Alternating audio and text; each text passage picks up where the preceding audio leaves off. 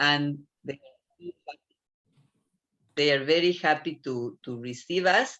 So everything is organized there. And as you know, you will fly. Most of your flights arrive in the morning. Most, I think there are 4 that arrive in the afternoon. You can even meet at the airport. I see some flights arrive at the same time. Then there you can take transportation. Adria was talking about a super shuttle. I don't know if that really exists. I haven't been able to find the information. But if not, you can also take a taxi to the hotel. You have the address. It's the Hilton Houston Plaza. So you know the hotel, you have the address. So that's it. You just take a taxi, go there, wait at the hotel. And from then on, they will take care of us. We don't need to worry about anything. They will pick us up, take us here, take us there.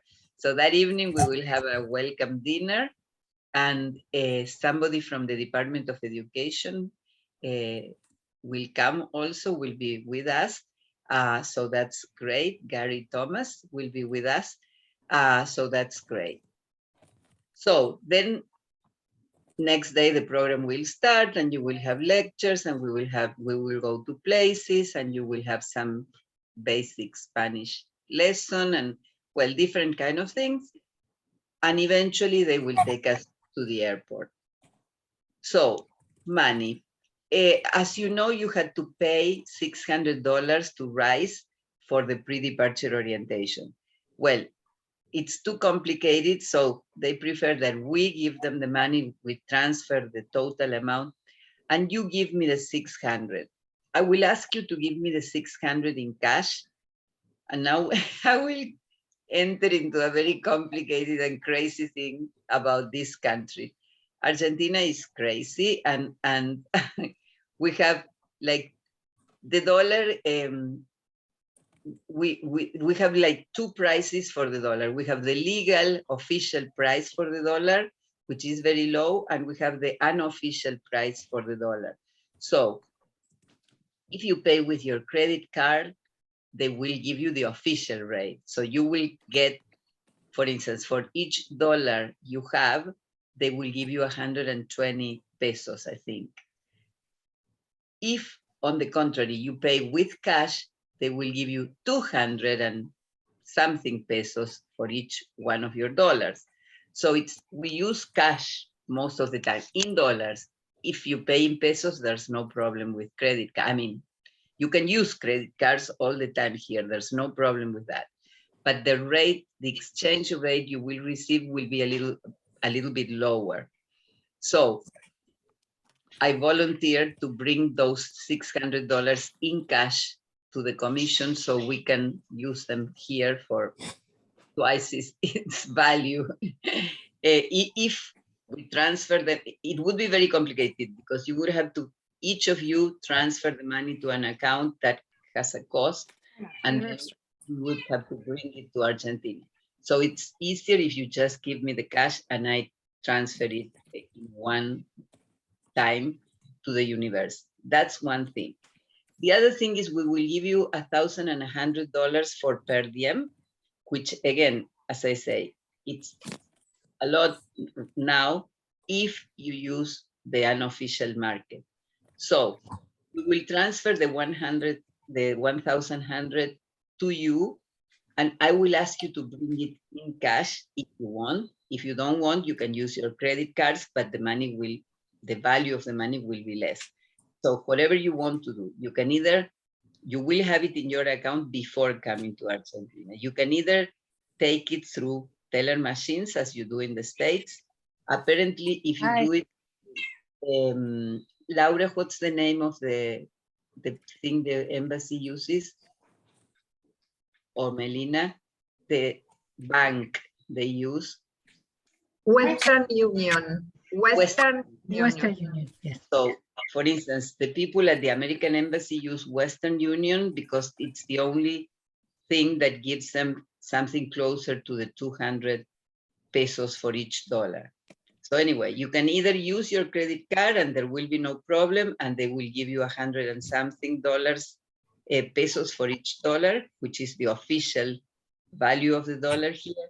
or you can pay with dollars in the hotel, in the restaurant, or we'll show you places where you can sell your dollar, exchange houses where you can exchange your dollar at the unofficial rate, which is higher. So, as I say, if you bring cash, your money will take you a further way. If not, if you feel unsafe or you want to, it's no problem. You can use your credit card, but you will receive a little bit less money for that. And you should also bring some money for, for curriculum materials or other personal expenses, whatever you want. But I'll bring the 600 with me. You will, so you don't have to carry them. You'll give it to me in rice, and I bring the whole thing here, and that's it. Well, sorry about this. It's crazy, but that's the way it is here. Any questions so far? Yes. Terry. I have a quick question. So I'm thinking that maybe the best way to go is to go to an ATM, maybe at the airport or in Houston at the hotel, to give you the $600. I'm not sure if anyone sees any problem or a glitch with that, but at least for me, I don't usually travel around with $600 cash on me. So I feel a little funny flying to you with $600. I thought it might be better just to get it when I get there. And Of course, but it would be better in Houston, not in Argentina, because then it won't be easy to get that. Right. In Houston, that's your debit card, because a lot of debit cards only have like a $250 or $300 or $500 is like the normal limit you can withdraw per day, unless you specifically change it. Good. That's true. There is a limit. You can do 2 withdrawal, like do on the day you get in and do on the next day. Yeah. So I did a similar program in the past, and that's what I did. I just went to 2 different ATMs. But I think it's important that you talk to your bank and find out, how does this work in Argentina? How do this, because each bank is different and each bank will charge you a different rate. So you should be aware of what you're paying every time you withdraw money from your account through the teller machine. And if you do that in Argentina, how much will it cost? It would be good to talk to your banks and find out everything they can tell you. What else? I have a question about the $600. My employer is going to pay, but they need an invoice or some piece of paper that says what it's going for in order for it to process. Yes, definitely. That we'll I will receive give you. I will give you all an invoice saying I received from such and such a person this amount of money to pay for the pre-departure orientation. So I will give you an invoice from Fulbright, from the Fulbright Commission, saying that. So don't worry about it. Is there something that we can get beforehand? Because because my employer like to process it so that I can have it to leave. Okay. Here. Okay. Laura, please write that down. Can we send her? Well, we'll ask the accountant, but I imagine there's no problem. We can send the receipt, the invoice before. Yes. Okay. I would like that too, if possible, because that's a very good idea. The invoice. We can send everybody the invoice ahead of time, because it's the invoice. You're right. It's not.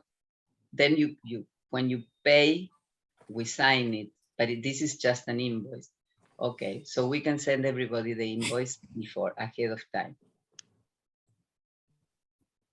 Anything else concerning this first part? Okay. I just would like, can we get a spreadsheet of everybody's flight times?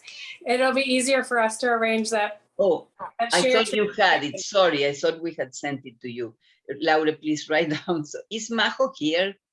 Majo is not here. Yes, I'm here. Yes, oh, there you are, Majo. Then you write down. I didn't see you before. Okay. Okay, Majo, send them and I have it because today I looked at it. If you don't find it, ask me and we can send them so they share. Yes, it makes a lot of sense because many of you arrive at the same time. So we'll send them that, and well, the things Laura wrote down, the invoices. What else? Anything else? I have another question. I hope I don't have too many and drive you crazy, but do other people have their flights? Did I miss something? Do people know when they're leaving? Everybody does. Yeah, we sent that information a long, long time ago. Oh, I did not receive that. That's weird. Okay, we'll send it again. I mean, you're supposed to have your flight, your tickets already.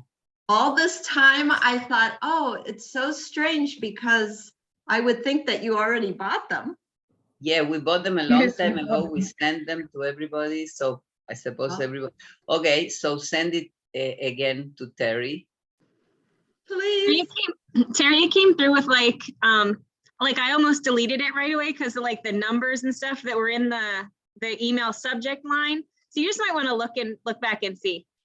Okay, so, but it didn't come under, I mean, I think most of our emails say notifications. I think her name was Claudia. I was going to say that because it's a travel agency. We don't buy the tickets. The travel agent, Claudia, yes, Claudia from Bucios is the agency. Bucios, Okay. Buzios. And by the way, again, Majo, ask Claudia, what is the, to remind us of the emergency telephone. So everybody should have the emergency telephone in case you have any problem with the flight. So the travel agents at Majo, send them the name of the agency, the name of the person, the contact person, and the phone. So they have everything. I don't see any email like that. So I'm wondering if you could just send that to me again. We will. No, that's what I'm saying. We will send you the ticket again. Thank you. And of course, we will send it to you again. And everybody else, all this information about the agency, the name of the person, and the phone, the emergency phone. So as I said, you don't need a visa. You don't need a visa. When you get into the country, they will stamp your passport with a tourist visa that lasts 3 months, so you won't have any problem. You don't need a test, a COVID test at all. You only have to bring your vaccines card. That's very, very important because you won't be allowed to go on the plane unless you have proof of vaccination. Just 2 vaccines is enough.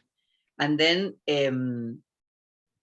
you have, well, this sworn-in declaration that I told you that you have to do. It's very easy. Even if you Google Declaración Jurada Argentina, it will come up, but I will Google it and send it to you. And you have to do it in Houston, so we can do it together. And it's very simple. It's just your name, your passport, very basic information. So nothing to worry about that. And I'm sure nobody even reads it here. So it's just in case something happens, so they have this information registered. But I doubt anybody reads it unless something happens. So that's no big deal. That's then the vaccination certificate, the sworn-in declaration, that's all you need. And to go back, yes, you will need a test, but it's the fast one. I can send you to places that do it here. It costs around 6,000 pesos, which is not much. And they give you the results right away. And you can also do it at the airport, and it costs more or less the same, a little bit more, but not very much more. And they give you the result right away.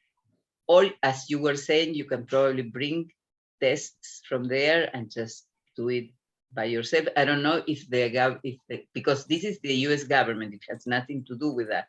I don't know if the US government will accept that. You should ask the airline, because the airline is the limit. They won't let you go on the plane unless you do whatever the American government says you have to do. But that's all.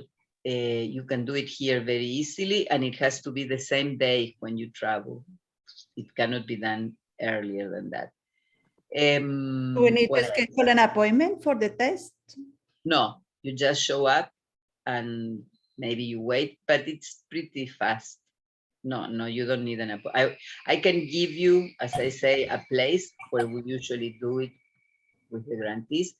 The director, the director of that clinic, institute, hospital, whatever, is a Fulbright grantee. So if we need anything, if they lose the results, if they don't send it, we can call him and we have them right away. So that's no problem either.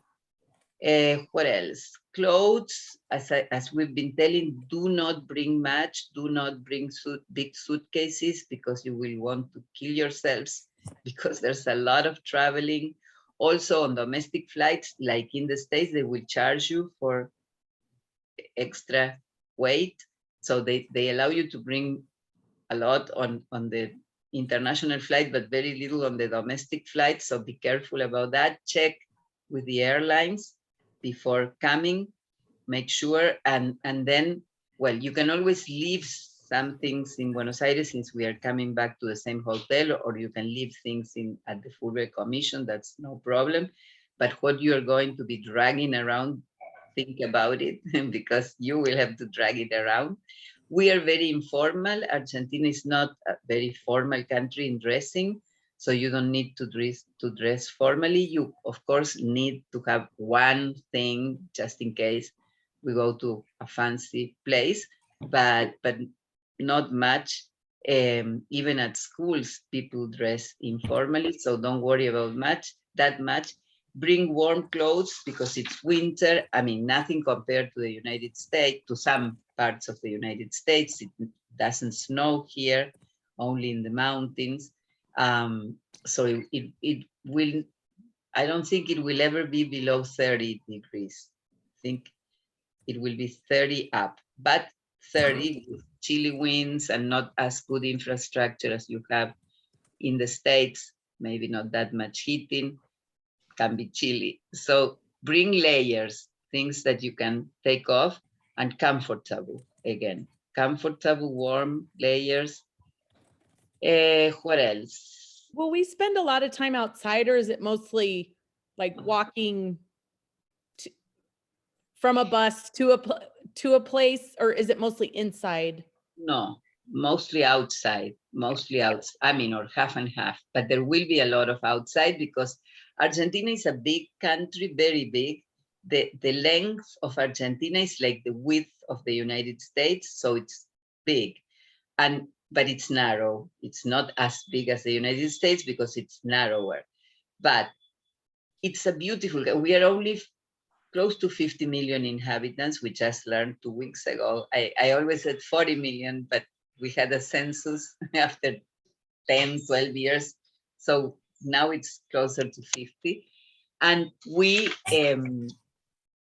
are, many parts of the country are empty, really. We are concentrated in the big cities. So it's still a very pretty, very wild country, very not touristicized.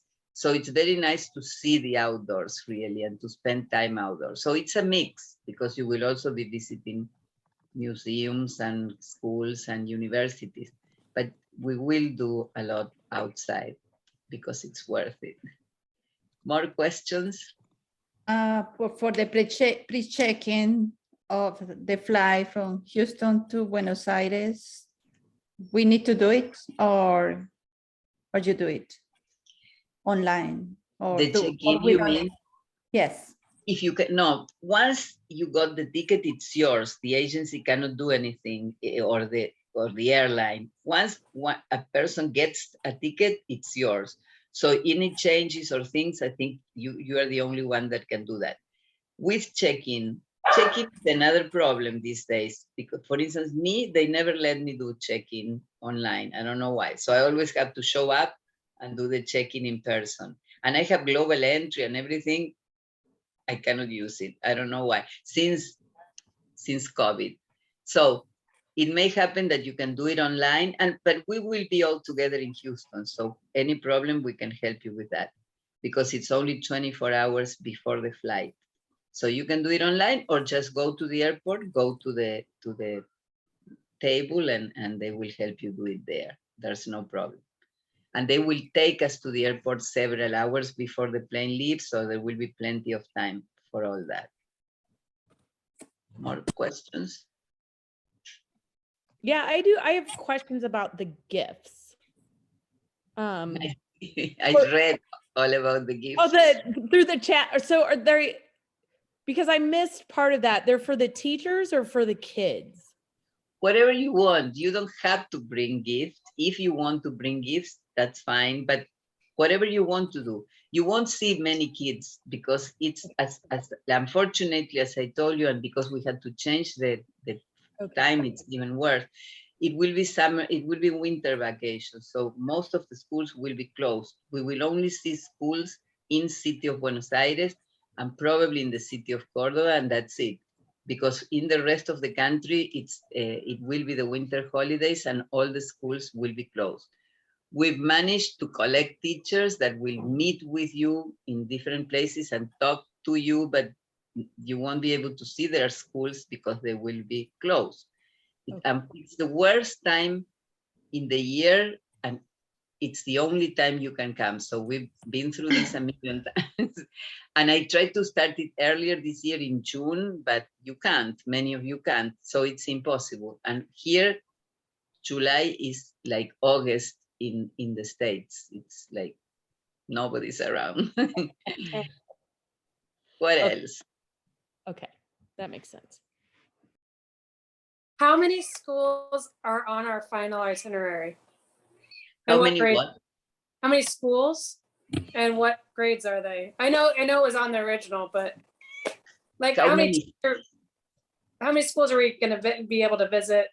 Even if it's I don't know yet, but maybe one in Buenos Aires and one in Córdoba. That's, as I say, it's vacation. So there will, you will visit a school, spend time with the teachers, but I don't think it will be more than one in each place. And then you will meet with teachers in other places. But the schools, I was thinking for the gifting, because yes, who we give gifts to is the teachers. So if we're not meeting that many, we don't have to have that much stuff. No, it's true. And especially the children. I mean, you can leave things in the school for the children here in Buenos Aires, because I insisted, I want you to see real classrooms and real children. So I've insisted that when you visit a school, they really let you see the classrooms and spend some time in the classrooms. But we'll see. As I said, this will only be here in Buenos Aires and in Córdoba. And then in the rest of the schools. What? I'm sorry. Are they bilingual schools or are they only Spanish speaking? They I don't know yet, because they haven't told me yet. But in Buenos Aires, you will meet with bilingual schools teachers, because they are very, very interested in you also. They are very interested in establishing, I don't know, pen pal programs, sister school programs, because we have bilingual, it's very new in Buenos Aires, we have bilingual public schools, and it's relatively new. So they are very interested in learning from you, in doing contacts with schools in the state. It's very unusual. Here in Argentina, till very recently, we had mostly in the whole, except for Buenos Aires, public schools, and they were half day. So the kids go to school in the morning, other group of kids go to school in the afternoon, and older people go in the evening. And what parents do, even middle class and upper class parents in most of the country where there are no private schools, they send their kids to private academies to study English, to study music, to study dance, to do sports. So if you go to school in the morning, then in the afternoon, you do the rest that supposedly you do in the school, but you do it outside in private places. Here in Buenos Aires, there are many more private schools than in the rest of the country. So many people, even middle-class people, send their kids to private schools, including, for instance, many Catholic schools that are relatively inexpensive. So it's more common, and those schools have longer hours in general. So this new bilingual public schools are like whole day and bilingual. So this is a big deal for us here in Buenos Aires. And the ministry wants you to see them and they want to talk to you. So we'll definitely see bilingual schools here. And in Cordoba, they haven't yet told me what we are going to do. That's another thing you should learn about Argentina, like the dollar. We do everything at the very last minute. Everybody waits till the day before. So I've been talking to all the provinces and everybody for months. And today I'm like, when are we going to have the information? Don't worry, don't worry. And it's true, don't worry, because I know I will get there and they are very efficient, very good, and everything will be ready. But we will not know till 2 minutes before. I don't know why, but we do that all the time. Oh, there's Matt. Hi, Matt. How are you? So, Good, how are you? What else? Is the schedule the same or has had change? Or is the same that you sent the last time? It's the same. I mean, I try to keep the same format. The format is the same. We are going to go from this city to this city to this city, spend this time. The details may change a little bit. As I say, well, we may not be able to see teachers in Tucumán, but we will see teachers in Salta. We may not be able to do this, but we will do that. But you don't need to worry about the general outline. Another terrible thing is flights, because there is one airline that has a monopoly and there aren't many flights that go from province to province. So to go from one province to the other, you have to come to Buenos Aires. So it drove me crazy to do the schedule. And at the very last minute, I had to change some things because there's no way to fly to Jujuy. For instance, there are like 2 flights every week. They didn't coincide with what I had planned. So we will have to fly to Salta and go by bus to Jujuy and then come back to Salta and do. So I had to do these kind of changes, but they are minor changes. Now, for instance, yesterday, after we bought all the tickets, they said, well, the flight from Iguazu will not come to Aeroparque, that is the city airport that is in the middle of the city, very convenient, but we'll go to Ezeiza, which is crazy because it's like an hour away from the city, but that's it. There's nothing I can do about it. So there will be changes, but most of the schedule is the same. You can plan the hotels.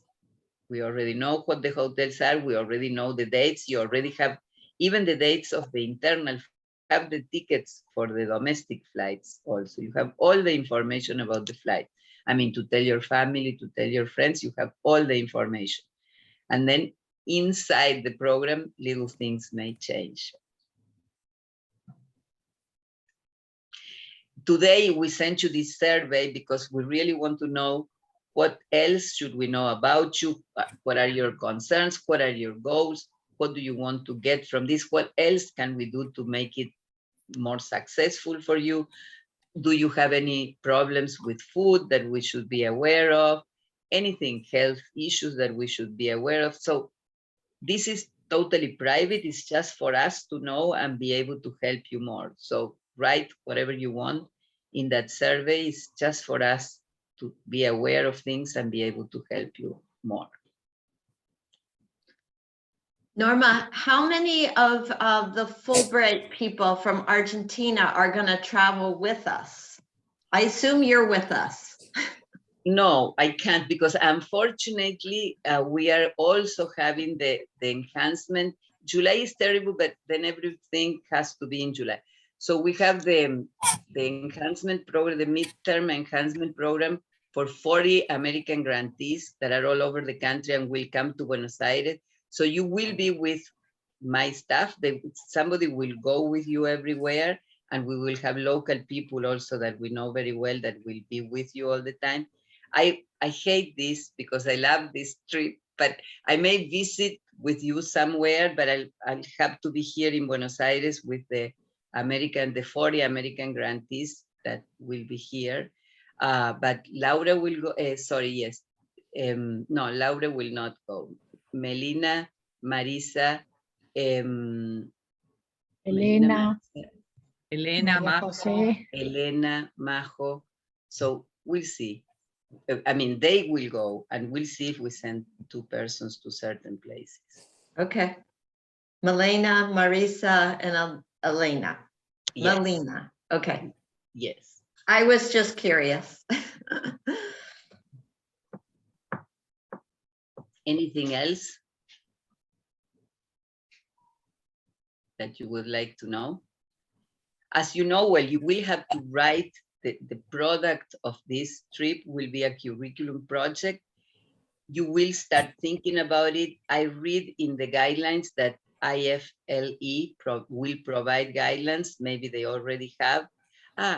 Matthew, you maybe you can talk about that. And it would be nice if we know what IFLE is telling them, so we can tell the person, Monica Marquina, that you have already met, that will be in charge of helping you with the projects here.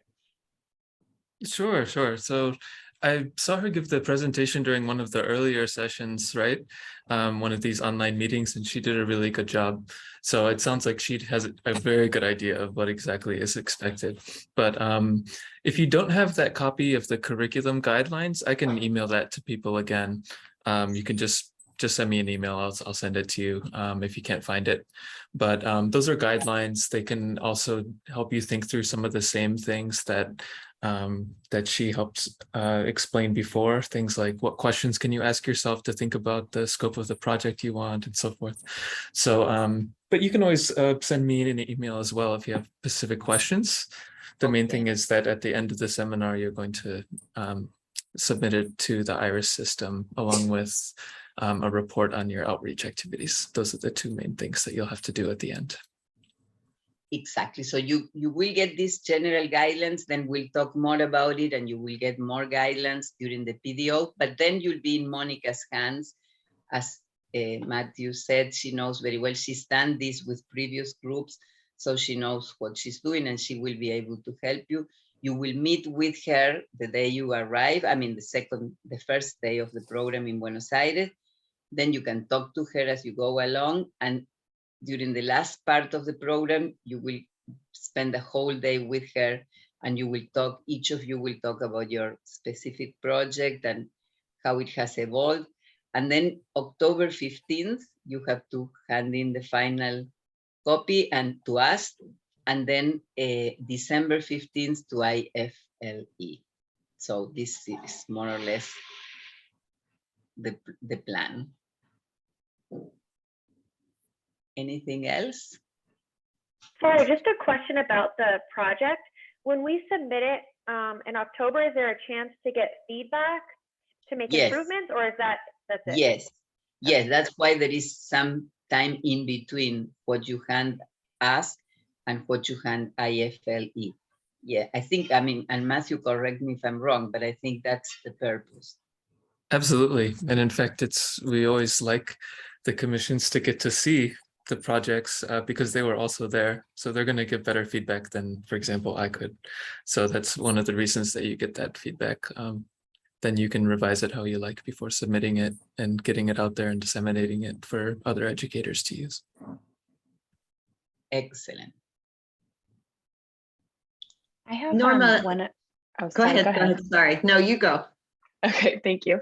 I have another question about the projects. Just, I know when we present to each other towards the end of the program, that's obviously a ways before our deadline. So I'm just wondering how much of our projects are expected to be done at that point? Are we presenting on like our general ideas and resources, or should we have things like compiled to present? Because I know some of the previous alums said they didn't bring computers or didn't suggest that. So I'm just wondering how much are we expected to have done for our presentations? Well, the more you have it, the easier it will be for you, because you will have this feedback from the rest of the group. You will have the feedback from us. So the more you do, I mean, at the beginning you will, and you have already kind of told about your ideas to Monica.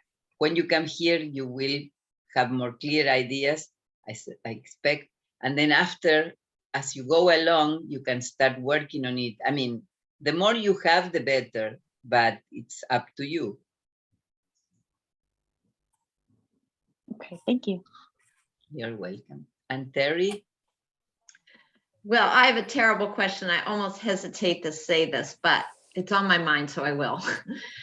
What if we would come up positive for COVID, let's say the day before we leave? I mean, this is like my personal nightmare is thinking about that. Let me tell you, in this world, this happens all the time, every day. So if you're positive, they won't let you on the plane. You have to stay here for 5 days. Right now it's 5 days.